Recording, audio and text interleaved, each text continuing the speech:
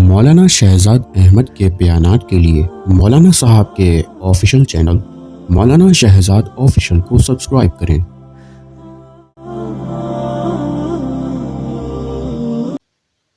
آج کی ہماری یہ جو نشست ہے وہ ان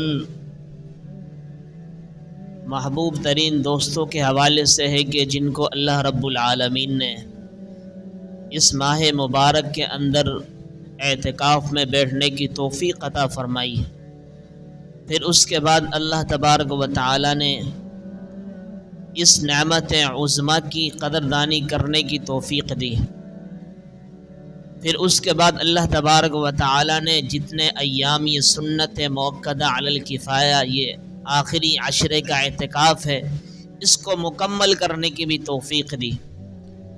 اس میں تین چیزیں شامل ہو گئی، ایک تو یہ کہ اللہ کریم نے ان کا انتخاب فرمایا، ان کو چنا، نمبر دو پھر اللہ کریم نے ان کے دل میں قدر ڈالی تبھی تو اللہ نے ان کو یہاں پر بلایا، نمبر تین پھر اللہ کریم نے مکمل طور پر ان کو 10 دن یہاں بیٹھنے کی بھی توفیق دی اور یہ مکمل ہو جائے۔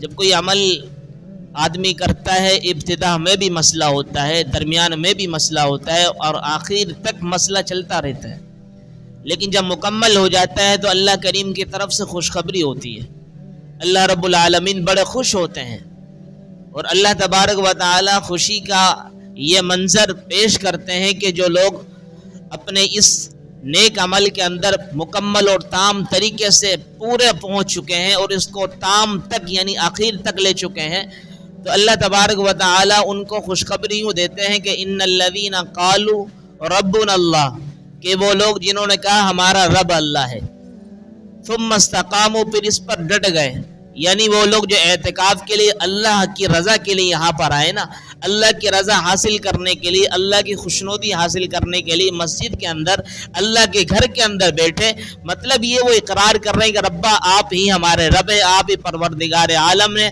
آپ نے ہمیں توفیق دی، آپ کی توفیق سے بعد ہم یہاں پر تشریف لے آئے، یہاں پر آ گئے ہیں، ثم استقاموا پھر اللہ آپ نے ہمیں استقامت دی، ہم اس پر ڈٹ گئے ہیں، پھر اللہ تبارک و تعالیٰ کی طرف سے خوشخبری کیا ہے، تتنزل علیہم الملائکہ، کہ ان کے اوپر فرشتے ان کو ڈھانپ لیتے ہیں، ان کے اوپر اترتے ہیں فرشتے اللہ کے نورانی، اور کیا کہتے ہیں اللہ تعالیٰ، اللہ تخافوا ولا تحزنوا، کہ تم نہ ڈرو نہ غم کرو، پھر اللہ تبارک و تعالیٰ فرماتے ہیں وَأَبْشِرُوا فرشتوں کو کہ فرشتوں وَأَبْشِرُوا ان کو خوشخبری دے دو، کس چیز کی، بِالْجَنَّةِ الَّتِي كُنْتُمْ تُوعَدُونَ، اس جنت کی جس سے تمہارے سے وعدہ کیا ہوا تھا۔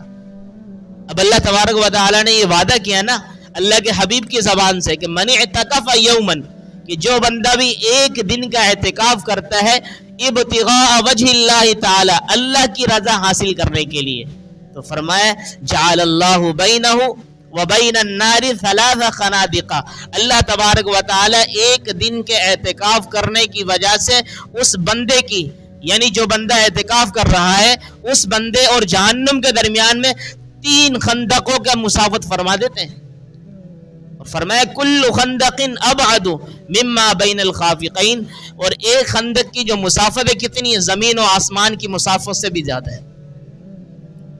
کیا مطلب اس حدیث کا؟ اس حدیث کا مطلب یہ کہ اللہ تبارک و تعالی جہنم سے ہٹا دیتے ہیں، اس کو جہنم کو ختم کر دیتے ہیں اس کے ذریعے سے، اللہ نہ کرے کسی وجہ سے اس کے گناہ کی پاداش کی وجہ سے جہنم میں جانے سے فرض ہو چکا تھا، واجب ہو چکا تھا، اللہ تبارک و تعالی اعتکاف کرنے کی بنا پر اللہ تبارک و تعالی جہنم کا معاملہ ختم کر دیتے، جنت والا معاملہ کر لیتے، کتنی بڑی فضیلت ہے۔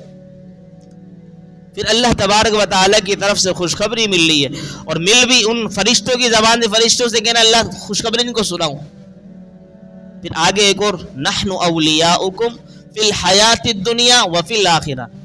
دیکھو ایک کوئی صدر یا ملک کا وزیر اعظم کسی کو مل جائے نا، وہ بندہ سب کو دکھاتے پھرتا، دیکھو میرے ساتھ وزیر اعظم ہے، میرے ساتھ ملک کا صدر ہے، میرے ساتھ ملک کا وزیر اعلیٰ ہے، میں تو بڑا آدمی ہوں، میرے کیا کہنے، لیکن جس کو اللہ تبارک و تعالی مل جائے اس کے کیا کہنے، اللہ تعالیٰ خود کہہ رہے ہیں نحن اولیاؤکم، کہ ہم یعنی اللہ خود فرما رہے میں اولیاؤکم فی الحیات الدنیا، کہ جو میری رضا کے لیے اعتکاف میں بیٹھا، میری رضا کے لیے مجھے راضی کرنے کے لیے میرے لیے کوئی عمل کیا، اس کے لیے کیا میں اس کا دوست ہوں دنیا میں اور آخرت میں بھی۔ آگے فرمایا وَلَكُمْ فِيهَا مَا تَشْتَهِي أَنفُسُكُمْ وَلَكُمْ فِيهَا مَا تَدَّعُونَ، اور جو تمہاری چاہت میں آئے تمہارے لیے وہی ملے گا جب میں راضی ہو گیا ہوں۔ اور یہ ابا کیوں ملے گا؟ نزلا من غفور الرحیم، یہ اس لیے ملے گا کہ آپ نے میرے تمام تر احکامات کو سامنے رکھتے ہوئے اس پر 100% عمل کیا، 100% عمل کرنے کی بنا پر میں راضی ہو گیا، اس راضی ہونے پر آپ کی مہمان نوازی کر رہا ہوں۔ نزلا من غفور الرحیم، یہ رب غفور کی طرف سے مہمانی ہے ان لوگوں کی جو اللہ رب العالمین کے احکامات کو نبی علیہ الصلوۃ والسلام کے طریقے کے مطابق پورا کرتے ہیں۔ اور آپ کو پتہ ہی ہے اعتکاف میں ہمارے ساتھی بیٹھے، آپ کو اس چیز کا اندازہ نہیں ہے، جب شروع کے اندر یہاں پر میں دیکھ رہا تھا کہ اعتکاف میں کوئی نہیں آ رہا تھا، میں بڑا پریشان تھا۔ میں نے کہا یار اللہ آسانی فرمائے، ہمارے اس محلے سے کوئی بندہ نہیں بیٹھ رہا، جب نہیں بیٹھ رہا یہ نہ ہو کہ یہ غضب الہی، اللہ کا غصہ، اللہ کی ناراضگی سب پر نہ اترے۔ یہ سنت موقدہ علی الکفایہ آپ علیہ الصلوۃ والسلام کے بارے میں آتا ہے۔ مکہ سے تشریف لے گئے حضرت محمد عربی صلی اللہ علیہ وسلم مدینہ کی طرف، ایک مرتبہ زندگی کے اندر ثابت ہے کسی عذر کی بنا پر، وہ شدید عذر تھا، دوبارہ فتح مکہ کے لیے آنا تھا مدینہ سے، اس لیے وہاں پر اعتکاف نہ کیا، ورنہ ہر سال اعتکاف فرماتے تھے۔ ہمارے ہاں عالمیہ کیا ہے، اعتکاف کے کتنا وہ ہے، بہتان ہے اس کا، فقدان ہے ہمارے ہاں اس کا۔ تو اللہ تبارک و تعالیٰ کا شکریہ ادا کرنا چاہیے۔ ہمارے چند افراد یہاں پر آئے، ماشاءاللہ اللہ ان کو جزائے خیر عطا فرمائے، فرمان بھائی ان کی پوری ٹیم ماشاءاللہ سے یہاں پر آگے، کم از کم ہمارے اعتکاف کا ماحول تو پیدا ہو گیا۔ اللہ کی قسم اگر یہ نہ ہوتا تو حقیقت بات یہ غضب الہی کے ہم سارے مستحق تھے، بالخصوص ہمارے اہل محلہ کے لوگ۔ چلو مارکیٹ کے جو حضرات ہیں وہ تو دور دراز سے آتے ہیں، ان کا محلہ دوسرا لگتا ہے، لیکن ہمارے اہل محلہ کے لوگ مستحق تھے اس کے۔ تو حقیقی بات تو یہ ہے کہ میں اس مجلس کو کرتا نہیں ہوں، لیکن مجھے خوشی ہو رہی تھی، میں نے کہا کرنا ہے، کیونکہ حوصلہ افزائی ہونی چاہیے۔ تو اللہ کا شکریہ ادا کرنا چاہیے کہ الحمدللہ اللہ تبارک و تعالیٰ نے ان کے دل کے اندر ڈالا۔ ہر سال ماشاءاللہ یہ بیٹھتے ہیں، اس سال بھی انہوں نے بڑھ چڑھ کر حصہ لیا۔ حالانکہ ان کی آپ دیکھیں نا وہاں پر ذمہ داری ہے مریم مسجد کے اندر، وہاں اس ذمہ داری کو چھوڑ کر اعتکاف میں بیٹھے۔ تو اللہ رب العالمین کا شکریہ ادا کرنا چاہیے، ساتھ ساتھ لوگوں کو بھی شکریہ ادا کرنا چاہیے، بھئی آپ کی وجہ سے اللہ تبارک و تعالیٰ نے فضل فرمایا، کرم فرمایا، ورنہ ہم بھی لپیٹ میں آ سکتے تھے۔ حدیث میں آتا ہے من لم یشکر الناس لم یشکر اللہ، جو بندہ لوگوں کا شکریہ ادا نہیں کرتا وہ اللہ کا بھی شکریہ ادا نہیں کر سکتا۔ دوسری بات آخری یہ کرنی ہے ہمارے ان ساتھیوں سے جو ماشاءاللہ اعتکاف میں بیٹھے، اللہ کریم ان کے اعتکاف کو قبول فرمائے۔ اللہ رب العالمین آئندہ بھی ان کو اچھی انداز میں بڑھ چڑھ کر حصہ لینے کی توفیق عطا فرمائے۔ وہی ہے کہ دیکھو یہاں پہ اعتکاف میں بیٹھے، اعتکاف میں بڑے ہی فضائل ہیں، بڑی ہی اس کی فضیلتیں ہیں۔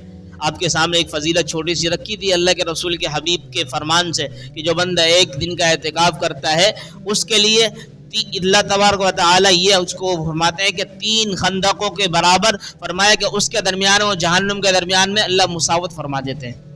جو بندہ 10 دن کا اعتکاف کرے اس کے لیے کیا ہوگا؟ جو بندہ 10 دن کا اعتکاف کرتا ہے سنت موقدہ علی الکفایہ، اس کے لیے تو بدرجہ اولا بہت زیادہ فضائل ہیں۔ اور ایک فضیلت اس میں یہ آتی کہ جو بندہ اعتکاف کے اندر ہوتا ہے اس کو بہت سارے کمالات مل جاتے ہیں۔ حدیث شریف میں آتے ہیں، مشہور حدیث ہے کہ کل قیامت کے روز حشر کے میدان میں بہت سے لوگ، ہر ایک ہولناکی کا معاملہ ہوگا، افراتفری کا معاملہ ہوگا، ایک دوسرے کی طرف بھاگ رہے ہوں گے۔ یوم یفر المرء من اخیہ، جس کا قرآن یہ منظر کشی کرتا ہے کہ بھائی اپنے بھائی سے بھاگے گا، اسی طریقے سے شوہر اپنی بیوی سے بھاگے گا، اسی طریقے سے فرمایا اپنے بچوں سے بھاگے گا، اپنی تمام تر کو چھوڑ دے گا، بول میں بچ جاؤں یہ سارے مر جائیں۔ ایسا عجیب معاملہ ہوگا۔ اس وقت میں بھی فرمایا کہ ایسے پسینے ہو رہے ہیں کہ روایت میں پڑھا تھا اللہ کے رسول نے فرمایا کہ ایسا عجیب معاملہ ہوگا، ایسا پسینے کے اندر ہر ایک بندہ بھرا ہوا ہوگا کہ اگر اس طرح پسینہ بہ رہا ہوگا اس پسینے کے اندر کوئی کشتیاں چلانا چاہے وہ چلنے لگ جائیں، یوں پسینہ ہمارے جسم سے نکلے گا۔ اس پسینے کے اندر فرمایا کہ ایسے عالم کے اندر اللہ تبارک و تعالی اپنے عرش کے سائے کے نیچے جن لوگوں کو لیں گے ان میں سے ایک شخص وہ بھی ہوگا جس کا دل مسجد سے اٹکا ہوا ہوگا۔ جو اعتکاف میں بیٹھتا ہے اس کو یہ فضیلت بھی حاصل ہے، اس کا دل مسجد سے اٹکا ہوا، تبھی تو اس نے 10 دن اپنے آپ کو روکے رکھا ہے یہاں مسجد کے اندر۔ اور ایک اور فضیلت کہ جو بندہ مغرب کے نماز کے بعد 6 رکعت پڑھتا ہے اوابین کے 12 سال کی عبادت کا ثواب ملتا ہے اس کو. جو بندہ یہاں اعتکاف میں ہوگا اس کا کام اور کیا ہے؟ اس نے بولے چلو عبادت کر لیں. نہ چاہتے ہوئے ایک بندہ پڑھ رہا دوسرے کو دیکھ کے دوسرا بندہ پڑھنے لگ گیا, ثواب 12 سال کی عبادت کا ثواب. اس کے ساتھ ساتھ فرمایا کہ بندہ تہجد کا موقع مل جاتا ہے, اور صبح فجر کی نماز کے بعد اشراق سے پہلے مطلب آدمی مسجد میں بیٹھا رہتا ہے, تسبیحات کرتا رہتا ہے, قرآن کی تلاوت کرتا رہتا ہے. اس کے ساتھ ساتھ جیسے طلوع آفتاب ہو جائے 2 رکعت پڑھ لیتا ہے, ایک حج اور عمرہ مقبول ہونے کا ثواب مل جاتا ہے. آپ اندازہ لگائے نا.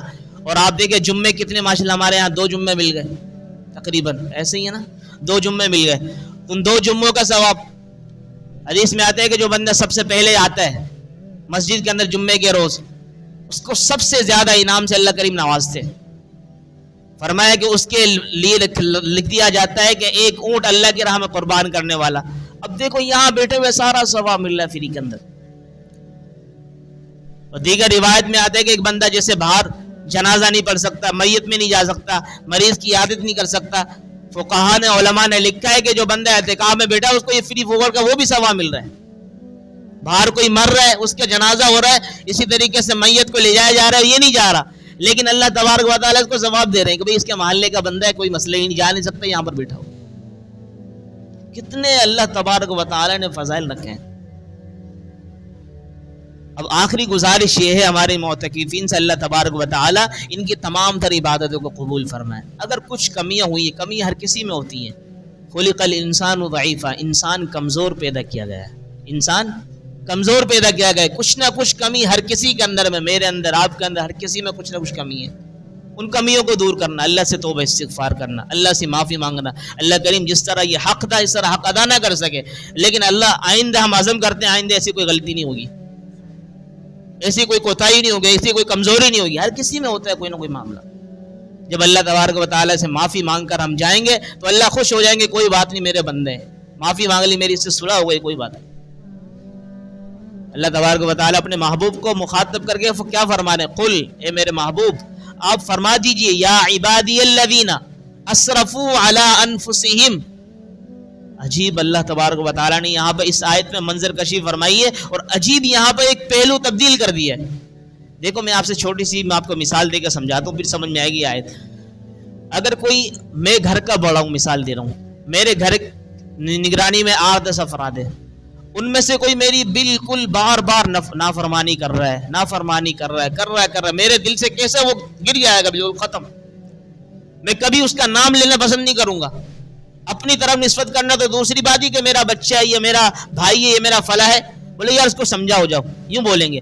اللہ تبارک و تعالیٰ کی اتنی نافرمانی کی, اللہ تبارک و تعالیٰ نے پھر بھی کہا کہ میرے بندوں کو, اے میرے محبوب میرے ان بندوں کو سمجھا دو, اتنا ظلم کر چکے اپنی جانوں پر.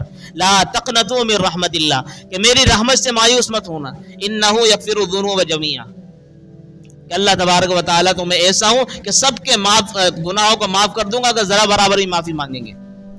حدیث میں تو آتا ہے طوبی لمن وجد فی صحیفته استغفارا کثیرا, کہ ان لوگوں کے لیے خوشخبری ہے جن کے ہاں نامہ اعمال کے اندر استغفار کثرت سے پایا جائے گا. تو توبہ استغفار کریں. اور دوسری بات یہ ہے کہ دیکھو یہاں پر ہم جتنے اعمال ہم نے کیے ان اعمال کو ہم نے بعد میں بھی کرنا ہے. نمازوں کی پابندی ہوئی ہے, نماز ہم نے رمضان کے بعد پڑھنی ہے, روزانہ 5 وقت کی نماز پڑھنی ہے. آپ نے دیکھا کہ یہاں پہ کتنا سرور تھا, سکون تھا, دل میں اطمینان تھا, چین تھا, راحت تھی, سب کچھ تھا. اللہ کی قسم اگر عبادت ہم غیر رمضان میں کریں گے اللہ تبارک و تعالیٰ وہی سکون ہمیں یہاں پہ دیں گے.